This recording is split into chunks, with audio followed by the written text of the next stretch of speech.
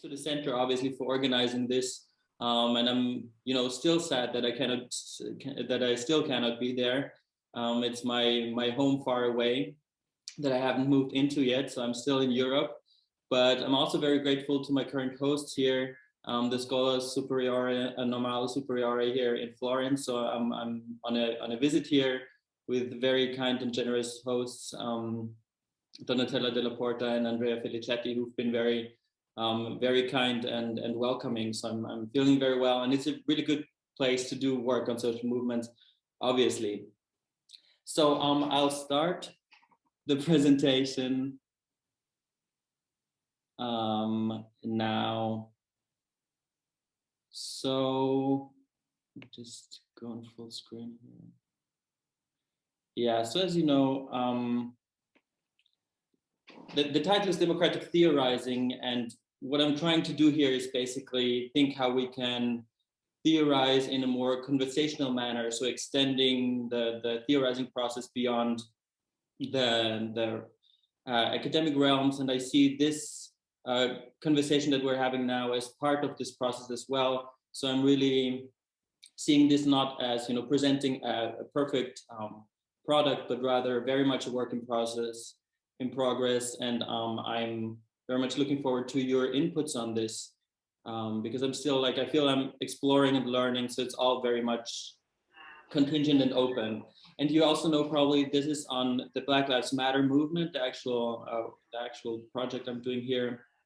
So it is very much an ongoing movement. I'm not sure if you've seen that on the news that 2 nights ago, Daunte Wright was killed, another victim of police brutality, a 20-year-old Black man in the US was shot dead at a traffic police control. And there are massive protests against that, obviously. So it's very much ongoing and shows how urgent this matter is. So what I'm trying to do in this project, and here I'm going to talk more about not so much about the findings, but more about the actual methodological process that I'm exploring here. So I'm starting from this observation that, democratic theory develops all these emancipatory ideals, the ideas of, emancipation and equality, inclusion, transparency, but these are hardly actually practiced by participatory or by any democratic theorist in the process of generating theory itself. So it's very much a product, democratic theory, very much a product of the ivory tower. So we as democratic theorists are mostly content with the situation that, we have a division of labor, and that's legitimate, of course, to a certain extent. But this is simply an attempt to reflect on the idea, how can we implement some of those democratic values in the process of theorizing itself? And how can we open the process, make it more transparent, make it more conversational, and include other people? So my response to this is the Democratic Theorizing Project. And this is not a big project, obviously, so it's not it doesn't have any external funds. It's basically just me and a website that I put up that tries to reach out to other people, whoever wants to be included and whoever wants to participate in this project is very welcome. I've made this public on social media, and I've actually been overwhelmed by the response, which I didn't expect in this degree. There were several people getting in contact via email, via the website, via Twitter, and I've had several conversations, Zoom conversations with practitioners, with activists, with theorists, with academics, with PhD students who are interested and who want to learn about the project, but who also obviously want to share their insights, and all of this goes into the project as well. So I'm going to start from the problem in a way, and the problem is, how do we do democratic theory? Where does democratic theory come from, right? And there is surprisingly little reflection and very little guidance on how we can go about doing democratic theory. There's a bit of a black box there, although I think The word is probably overused by now, but it's this idea that, you know, as a student, as a master PhD student, you read a lot of theory, and then at some point you're just supposed to write your own theory. But there's not really any methodological guidance as there is in other empirical work, for example. So we don't actually know how to do democratic theory. There is a bit of literature, and I've reviewed that, and I've come across three approaches.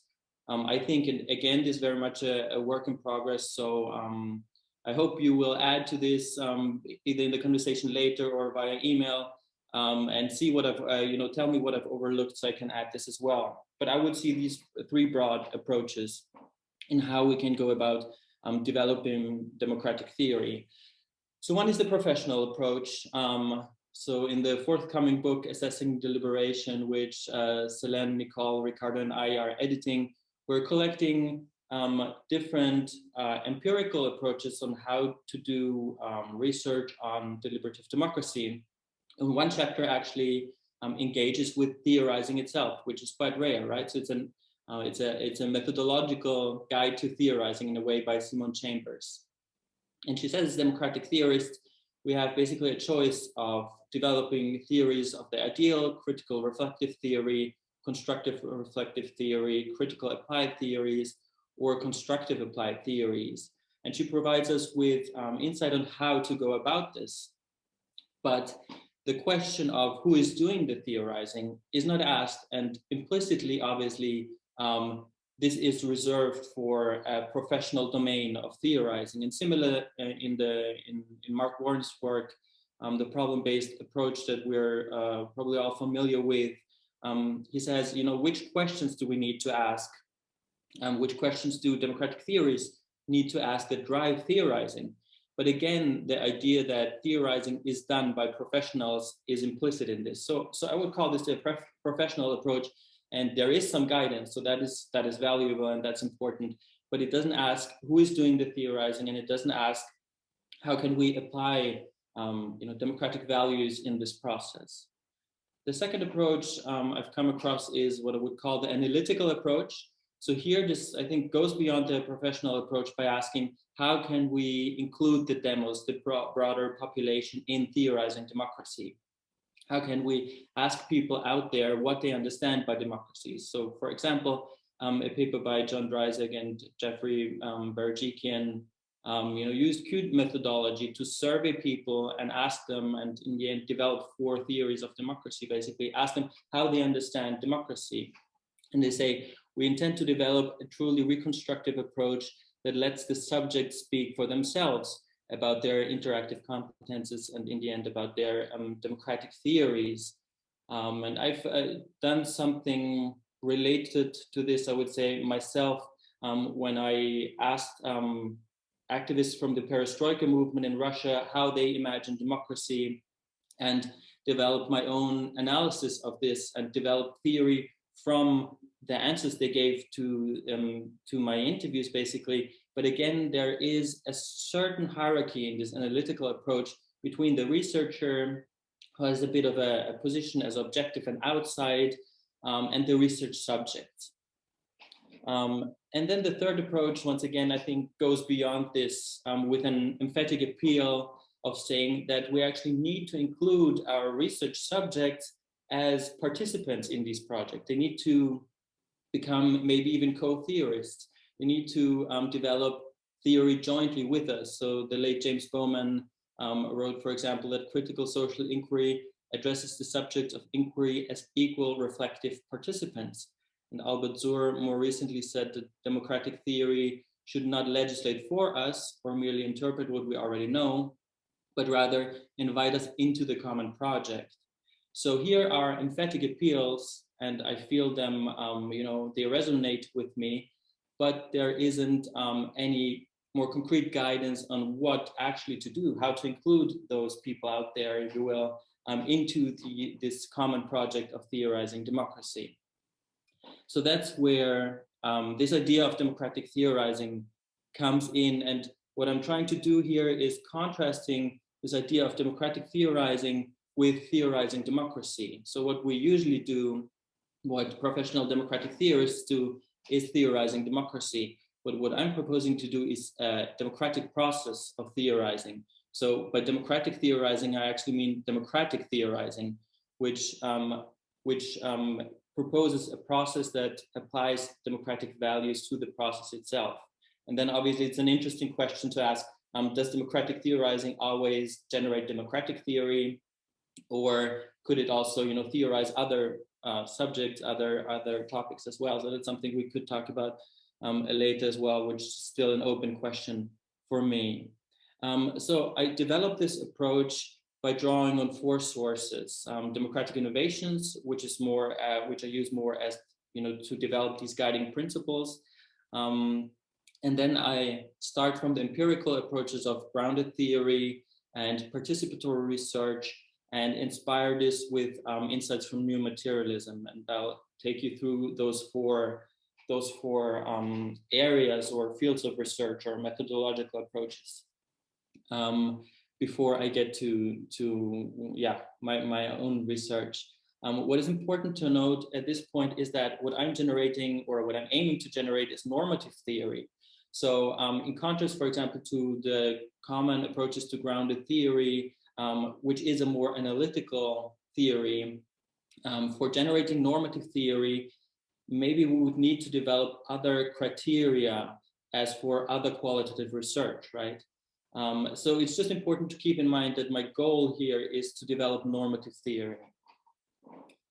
So starting with democratic innovations, I tried by starting imagining the theorizing process as a participatory space, or as a democratic innovations in itself, which obviously comes with very high standards, which I probably will not be able to achieve here. But just as a matter of orientation, I take these three values that I've distilled in the paper elsewhere: agency. So here's this idea of popular control. People truly can fulfill themselves or fulfill their potential during this process. Inclusion, extending the invitation to as many people as possible and as feasible. And transparency, communicating as transparent as possible, both to the participants, but also to a broader public if possible. So moving on to grounded theory, and here where it gets a bit more concrete regarding the empirical approach that I'm proposing here. Grounded theory starts from the lived experience of research participants, and it's a very, very much an inductive approach. So basically, it, rather than reading a lot of smart books and a lot of smart articles, it starts in medias res and looks at the data basically immediately from a rather naive position. Of course, we all aren't entirely naive, but it does make a difference whether I first do a literature review on the subject that I'm interested in, or I don't, right? So this starts very naively and inductively by engaging with the data material and with a very open, coding process. I think somebody might have their microphone on, so if you want to not be heard, then you can go ahead and mute yourself. So an open coding process that looks for anything that you see represented in the data, and then basically the theory emerges by moving on through constant comparison. So whatever you find, you compare to what you found already, and through this process you move on to higher levels of abstraction. And what is probably most different, the most significant difference to other qualitative empirical approaches is that you don't do, for example, 20 interviews, then you transcribe the 20 interviews, and then you analyze and code them, but rather you do one interview, you transcribe and code it, and then you move to the next interview. So for each interview, your perspective will already change because each interview is already informed by the previous one, or whatever data gathering method you're using. And so you're moving on through this process until you've reached saturation. So the idea is here that at some point, and I've encountered that myself, obviously the topics that come up in interviews are starting to repeat until no new ideas come up anymore, and you've reached saturation. And at this point, you're supposed to have the full theory. This approach in itself is already, I would say, quite democratic because it starts from the lived experience of people, but it doesn't yet give the participants a participatory role, so an agentic role in this process itself. It doesn't let them really speak for themselves, rather it analyzes from the outside. So I'm trying to enrich the structure of grounded theory with participatory research, which gives the participants in the research project an active role in participating, in having a voice. And the researcher, him or herself, takes on a different role as well, as in a way a humble learner and facilitator. So it's more the job to provide an infrastructure with the professional background we have, but to assume that we don't know better than our research subjects, but rather participants very probably will know better and will know more. So we are there to provide an infrastructure and to learn. And it's important, obviously, to engage in transparency here as well, to communicate as much and as openly as possible with research subjects. And it's important to note that how much participatory methods are used are obviously a matter of degree, right? You cannot, it's not a yes or no question. It's a question of how much of it do you do, basically. My project is not completely at the extreme end of participatory research for sure. So it's not set up and driven by participants, but it is very transparent and is very engaging. And for a theorizing process project, I think it's actually very participatory. And the last component is new materialism, vitalist materialism, which I think gives us a nice terminology and also an outlook for looking at non-humans as potential participants in the process, and also even to things, to materiality, and asking how do these things interact with our research process. So new materialists propose a completely flat ontology by not giving a superior status to humans, but by saying that everything affects everything, basically. So everything is in a living assemblage that affects every component, affects each other. So this gives us, I'm not completely signing up to this way of thinking, but I think it gives us a very important outlook at, you know, what happens if we understand data as participants. And I observe how data, for example, affect me, right? So when a video of police brutality touches me deeply, right? What does that do with me? How does the data interact with me? What participants say? How does that affect me, and so on? So we can think of a research assemblage, and I think that's a very helpful terminology and a very helpful concept, actually, because the research is not just done by myself, right? It's done by myself in interaction with my computer, with my software, with all the people that I talk to. That includes all interview partners, but also all the other conversations that I'm having with many academics, with practitioners, with other people out there. It includes my physical surrounding, right? So I'm in Florence now, very privileged to be here. I was in Austria before. This does something to the research outcomes as well. It also includes my history, my personal positionality in this society. So by mapping the research assemblage as such, right, and looking, you know, what parts are there in play and how do they all affect each other? I think by having an awareness for this, we can create a process that is more democratic in creating democratic theory. So those are the four components. And I'm trying to bring them together with this idea of democratic theorizing. I have 9 guiding principles that have guided me. I cannot claim that I fulfill all of them, you know, to completion, but they are my orientation. So the first is voice, which means picking a research subject or a topic that looks at marginalized groups in society or marginalized topics, and that doesn't need to include, you know, active oppression, but it can just be underrepresented topics or underrepresented groups or people in society. Then it includes dialogue, which means obviously an active conversation with these people to create theory. It includes recursiveness, which means a back and forth between data and theory, between data gathering and analyzing, right? This back and forth between interviewing and analyzing the interviews. It means immersion, and here the metaphor, the idea of this assemblage really helps. So I'm trying to also actively design the assemblage around me, the research assemblage surrounding me by all the data, by all the things that relate to this topic, and trying to create an immersive environment for myself by infusing also my everyday life, and that's a personal choice that we all have to make. But I'm trying to infuse my personal life, my everyday life, also my free time, with elements of this of the topic here, at least for a certain period of time. It includes humility, obviously, so an understanding of us as researchers and as theorists, as learners, and as people who know less than the people we engage with.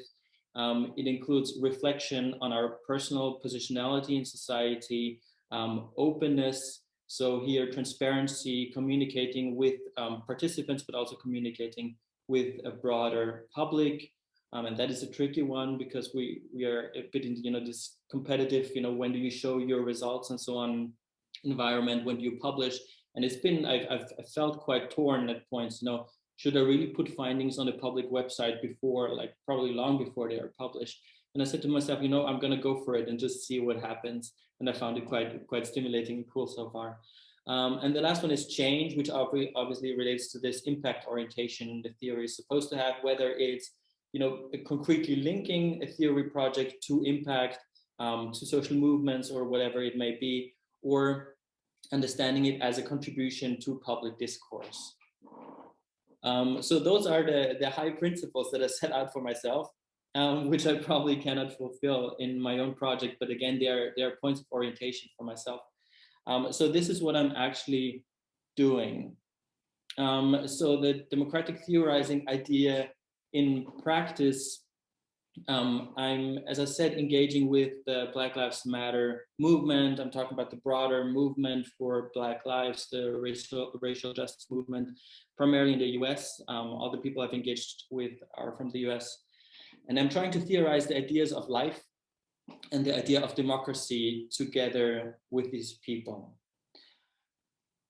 So here are the steps, the 4 steps that I think are necessary, and I'm at the end of the second step here. So the first phase of the first step I would call diving in the deep end, which obviously, due to, or according to the idea of grounded theory, starting immediately with data analysis. The first thing I did was not reading any book or any of the wonderful academic work, for example, on Black Lives Matter or on life or on democracy. Well, on democracy, I know quite a bit, but the other fields I'm very naive to, and I haven't engaged with any academic literature on this, but I've just started by collecting social media posts. I have around 300 posts, both Twitter and Instagram posts with the hashtag Black Lives Matter. And I immediately from day one started with the analysis, which includes some visual analysis for the Instagram post, obviously, and just very open coding, whatever came up. I coded lots of codes that I cannot use in the end and that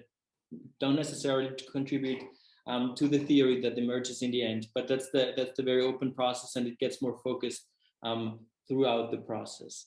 The second phase, and that's the bulk of the work, and that's where I'm, towards the end of this phase now, is doing online qualitative interviews. So for me, it was obviously all online. For the, on the one hand, due to COVID situation and limitations to travel, I might have done it all online anyway. So for me, it came very natural, to do the interviews online. So I've talked to 11 participants in the Black Lives Matter movement so far. Maybe a word on the kind of interviewing, again, very open invitation. I've shared this on social media. Anybody who wanted to talk and was ready to offer some of their time, I invited to a conversation. I've also obviously written to many organizations and individual activists out there.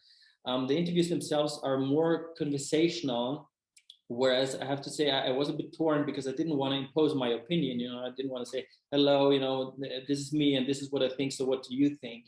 Because that obviously would then taint what they are ready to share. So I was holding back, and it was more in an interview mode. But one participant actually wrote to me before we engaged in a conversation and said, could we have I'm actually not good at interviews. Could we have more of a conversation? So he requested it. And then I realized, also the hierarchy an interview imposes, and the pressure it puts on the interviewee by saying, like, hello, I'm this academic and I'm going to ask you all these questions. Try to be smart. It puts them under pressure. And being more conversational, I experienced, relieves this pressure. So even sharing my own opinion, means revealing a bit of myself, making myself a bit more vulnerable, which puts them in a better position. I've shared often insights from other people with them. So I said, it's interesting that you say that, because in another interview, somebody said something else or something similar. And that always made them feel, I felt, made them feel easier and made them share more. So it's a more conversational mode. After the conversation, I'm immediately transcribing and analyzing the conversation. And I'm then, after coding, writing a 1-page to 1.5-page feedback to the person. So basically, my interpretation of what they've said in a nutshell, in very simple terms and very accessible terms, and ask them if they agree, if they want to change anything, if they want to add anything, if I misinterpret them.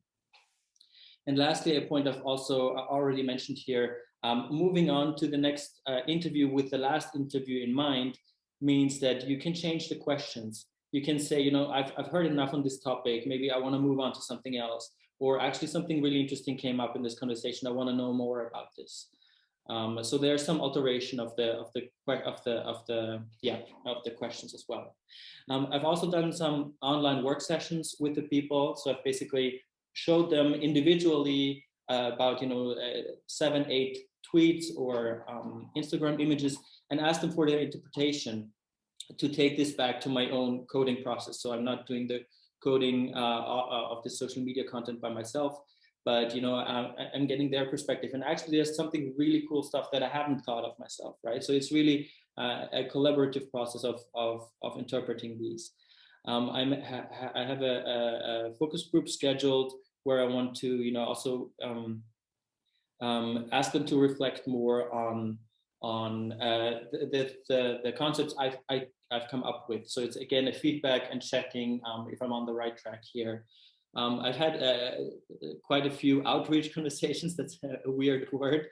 I'm not happy with it, but basically, as I said, I get a lot of responses from just reaching out and sharing this project, and so practitioners, activists, filmmakers have spoken to me, and I think these conversations are also really valuable.